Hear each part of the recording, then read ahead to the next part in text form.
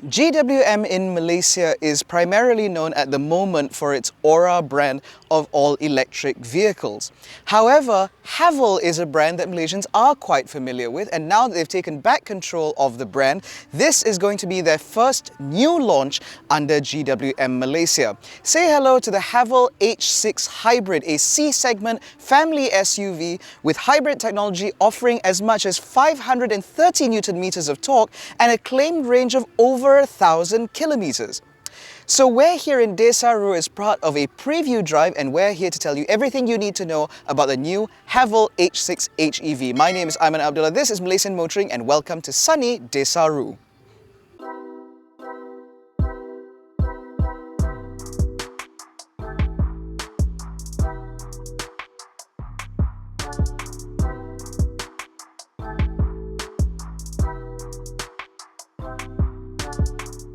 Now obviously the highlight of the H6 HEV is the powertrain. So up front you will find a 1.5 litre turbocharged 4-cylinder petrol engine producing 150 PS and 230 Newton meters of torque. That's paired to an electric motor which then produces 177 PS and 300 Newton meters of torque.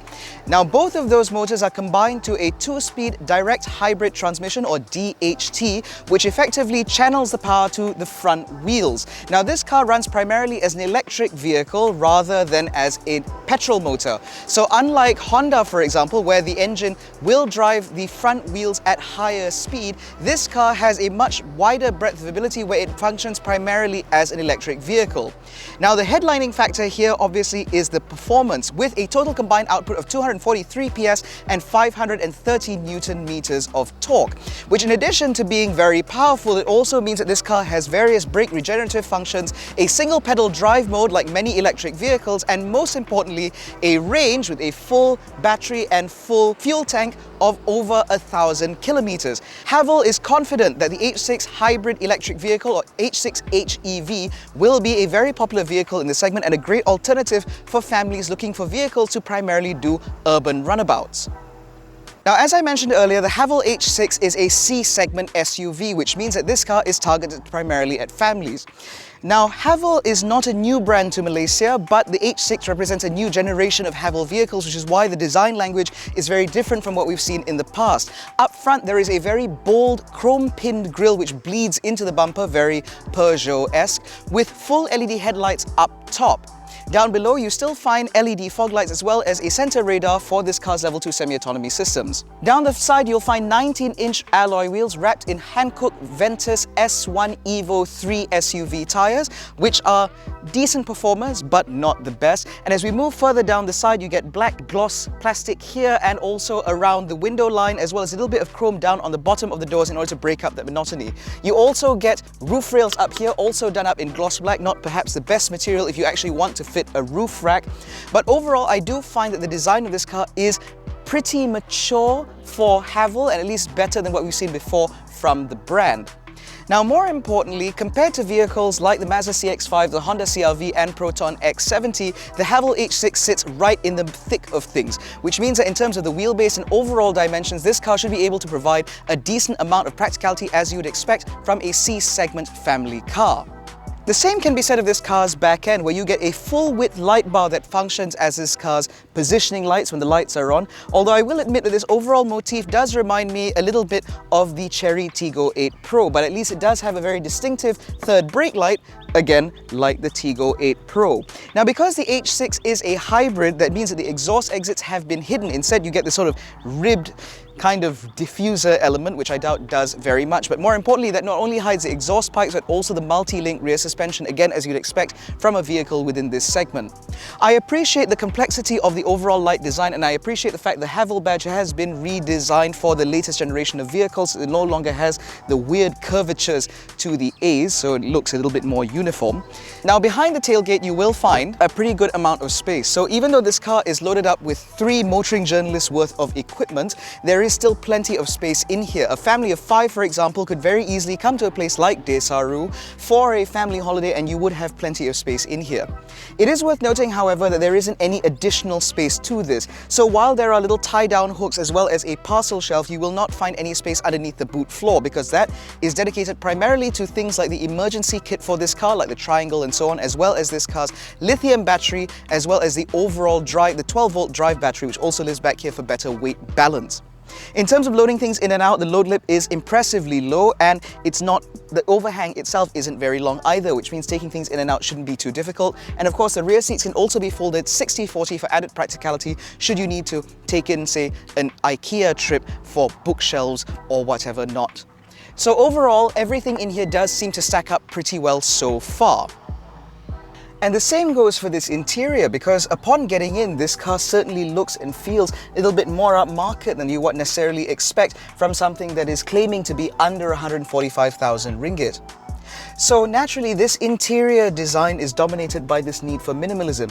There is only a small bank of buttons here to control major functions like switching on and off the infotainment system, your air conditioning, as well as your hazard switch, your 360-degree camera, your auto park assist, as well as your front and rear defoggers. Everything else lives within this screen.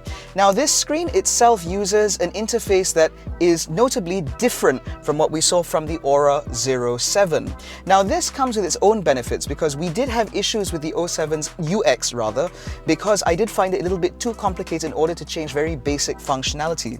Some of those idiosyncrasies still exist. So for example, the drive mode selector lives in the screen. If you want to change the weighting of the steering wheel, for example, that also lives within the screen. In terms of the drive modes themselves, in order to select various different functionalities, that also lives within the screen. The ADAS functions also live within the screen. The HVAC controls also live in here, but mercifully the vents themselves are still manual. Thank God. The same goes for the panoramic sunroof, which is standard fit on this model because we only get it as an Ultra, and as a result it does mean that we get a lot of light in this cabin, and it also comes with the sunshade, and the front half of that panoramic sunroof can be open should you so want to. Those things, however, are at least controlled via buttons here, which is certainly better than what we've seen from some new cars, but I digress. Beyond this screen, we also get a digital instrument cluster here, which is very bright with really good graphics and a pretty decent refresh rate at that. Customizability in terms of the design is also handled within the screen, so you can have something that looks a little bit more traditional or something that is a little bit more Haval. Now, if you don't like that, there is also a full color heads-up display, which also shows you ADAS functionality, your speed, etc., all right within the line of sight. And again, for under 145,000 ringgit estimated pricing, this is all very good specifications so far. It's just a little bit irritating that, for example, volume controls for this live in the screen. So you swipe down to adjust your volume settings here, but unfortunately you can't swipe down if you have Apple CarPlay or Android Auto running. You actually have to exit the phone mirroring system in order to get back that volume functionality. Fortunately, however, there are actual tactile buttons that live within the steering wheel, which means that adjusting your track, your volume, etc. can be done very easily, and you can just feel it with your hand. The same goes for the functionality buttons on this side, which control stuff within this screen to show you various information or to reset your trip, etc. What I do find strange is, despite the steering wheel being nice and round, which I've only just realized is a bit of a rarity nowadays, there hasn't been any space for the ADAS functionalities, because all of that is controlled via this stalk here to control your intelligent cruise control as well as your adaptive cruise control. One maintains distance, the other one also has steering and lane centering. That lives down here, very similar to what we saw from the Aura 07. Now, I'm not a big fan of this because it's not immediately obvious where it goes. I will, however, admit that in terms of tactility, this is a little bit better, because once you are used to it, you will know exactly how to manipulate it, and you never have to take your eyes off the steering wheel because you simply pull and push and so on in order to get it to do what you want. Now, beyond that, the material quality in here is also pretty good. As you may have noticed in some of these shots, we have this lovely rose gold material that stretches through a lot of the cabin in order to sort of break up the monotony of this two-tone cabin. Beyond that, you do have two-tone upholstery on the dash as well as on the door cards. We have a darker top as well as a lighter mid before we get to a darker bottom section. The same goes for the seats, where you have this sort of lovely light colored material that break lifts up the black upholstery that comes as standard on the seats. There's even more of that light color material up here, which again, nicely padded all the way around, and it does feel surprisingly plush. Even up here, you even get stitching on the door cards, which I think does look quite nice, and the dash top itself is also surprisingly pliant. You also get a little bit more chrome, a little bit more of that rose gold material for this gear selector, although unfortunately I do have some gripe with this, because unlike a Kia where, for example, you push to extreme right for drive and extreme left for reverse, this sort of just turns in infinity. You can just spin it all the way around and you never really have any sort of tactile understanding of which gear you're in. You have to rely on movement here as well as a selector switch or display in the center console, which is, like I said, a little bit unfortunate. At least the handbrake is nice and easy to find. Now beyond that, practicality is also pretty well covered. You get door bins that are big enough for 1.5 litre size bottles. You also get cup holders up here, which are bigger for smaller units. You get a pretty decently sized glove box, which is about deep enough to hide half of my forearm, as well as a decently sized center console. Beyond that, you get a wireless charging pad up here, a smaller cubby hole, which is big enough to hold the key. And because this is an electronic gear selector, it's actually freed up space underneath the center console for even more things. Now on that, there is a point that I would like to bring up. Firstly, all the USB ports in this car are USB-A, and they are pitifully slow. I've plugged my phone in at 29% in order to run the Android Auto, driven 2 hours, and unplugged my phone at 24%, which is a bit annoying. On top of that, because the Apple CarPlay and Android Auto in this car is wired, it does mean that you don't have an option to plug your phone into a higher powered charger, like for example via the 12-volt socket down here.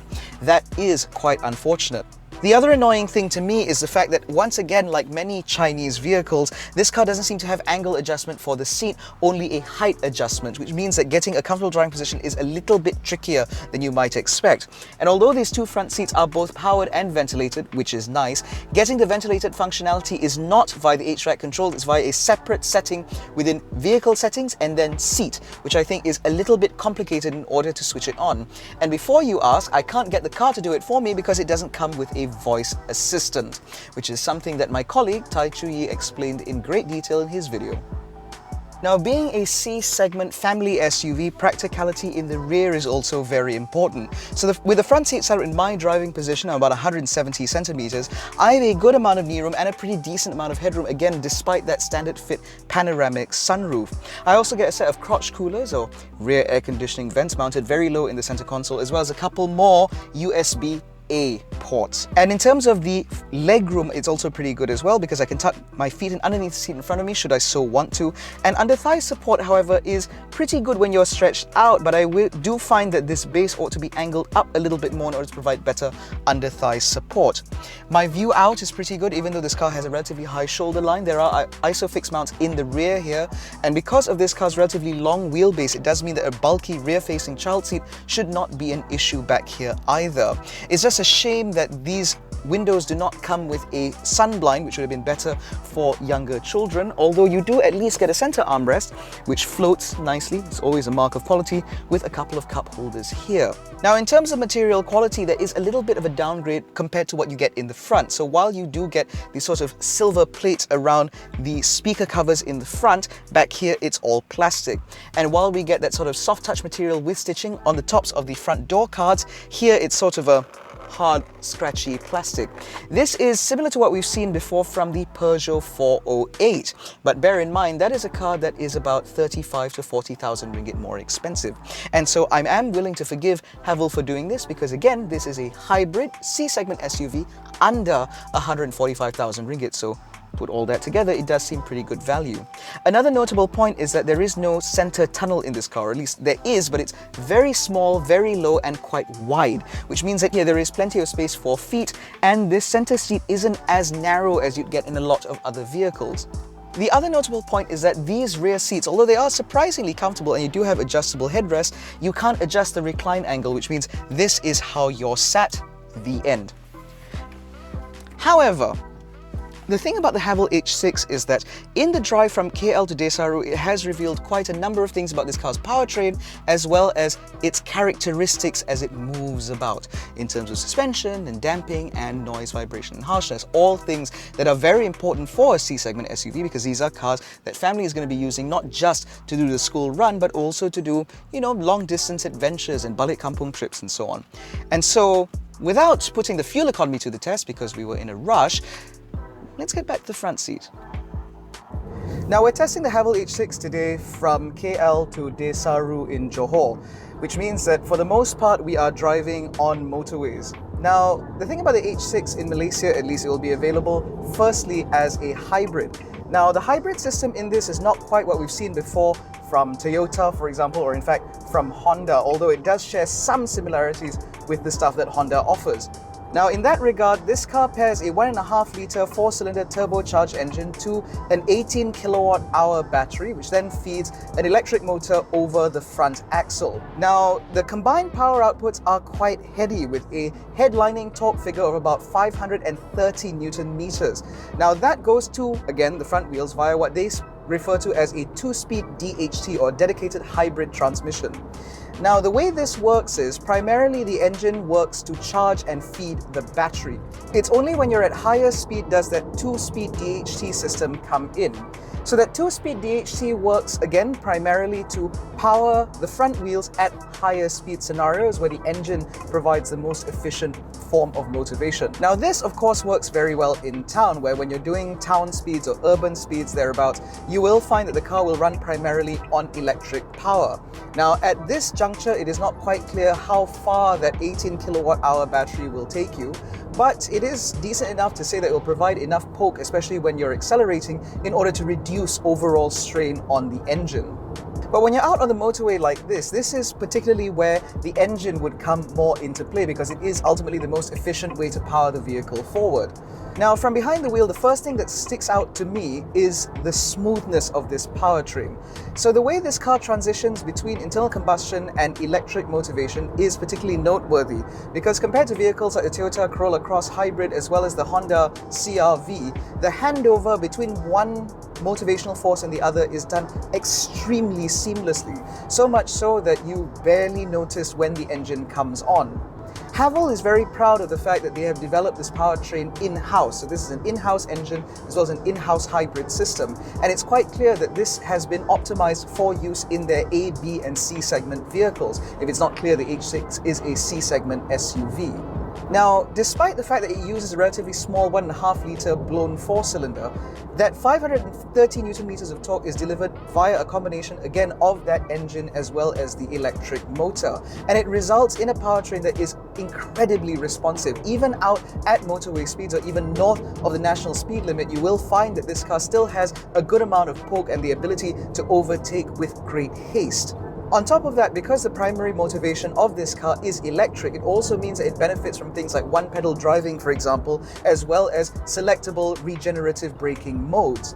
This allows the vehicle to be tailored better to the way you drive. For example, I love driving electric vehicles in one-pedal drive mode because to me it feels very natural, it feels very easy to commandeer the car, and in this I can get a little bit of that while still being able to enjoy what GWM claims is a 1,000 kilometer range between fill-ups. But going back to the driving experience, because that's what we're here to test out today, on the motorway, what I find particularly impressive is this car's refinement. Now, driving along at 110, 120 kilometers an hour, there is surprisingly very little wind noise. This is despite the fact that this car has very large wing mirrors, and being an SUV is not exactly the most aerodynamic vehicle in the world, but despite that, the amount of wind noise intrusion into the cabin is surprisingly well suppressed. Unfortunately, I can't say the same of the tires, which are very receptive to road surfaces. The H6 HEV, as we're driving today, rides on Hankook Ventus S1 Evo tires, which are surprisingly loud. And as we are now on the southern stretch of the North-South Highway, I can say that it is a little bit annoying. What isn't annoying, however, is this car's active safety systems. Now, in our review of the Aura 07 long range, I noted that the car's ADAS functionality, particularly the adaptive cruise control with traffic jam assist, was essentially unusable. By keeping such a large distance between you and the car in front, it meant that it was basically pointless to use in town or in fact even on the motorway. The H6, however, doesn't seem to use the same system. I say this because on the motorway, at least, it's been able to maintain distance, been able to judge distance very well, and it's been a very confidence-inspiring system. And from what little I've used this car in town, again, it seems to maintain a much more reasonable distance. And so this should prove to be something more usable in town. Now, at the time of writing, we do not have exact retail prices for the H6 Hybrid. Now, GWM has promised that this car will retail at under 145,000 ringgit, and being a C-segment SUV, it will compete with vehicles like the Honda CR-V, the Toyota Corolla Cross, the PROTON X70, as well as the Mazda CX-5. It is worth noting that within this segment, only Toyota and Honda offer hybrids, both of which have very different approaches to electrification. And this is ultimately the most cost-efficient way to get into an electrified C-segment SUV. Now, given the fact that we don't have the time or the opportunity to give this car a full review as we normally would, I will refrain from offering too much opinion on whether or not this car is worth a purchase. However, if your C-segment SUVs are largely being used in town to do work, home runs, to drive the kids to school, or to just run errands about town, I have a feeling that this H6 is going to fit quite well with your lifestyle. And in fact, this drive is also proving that even if you do drive longer distances, this car should still prove to be a pretty comfortable companion anyway. Overall, I find the Haval H6 Hybrid a pretty impressive affair no matter how you slice it. This interior is well built, I think it looks good too. There is plenty of space, this car is decently practical, and I do think that it looks decently good as well. And it does offer an alternative choice within the C-segment SUV space compared to the all-conquering PROTON X70, as well as the much awarded, very highly regarded Honda CR-V and Mazda CX-5. It is just worth bearing in mind that when Haval says premium, it doesn't quite mean the same thing as when Mazda does. But overall, this is still a pretty decent car for the money. In any case, that concludes our preview drive of the Haval H6 Hybrid. If you enjoyed this video, please give it a thumbs up, subscribe to the channel, hit the little bell icon to notified every time we make a new upload. Don't forget to follow us on Facebook, Twitter, and Instagram. All the links are in the description below. Thank you so much for watching. We'll catch you in the next one. Take care and stay safe.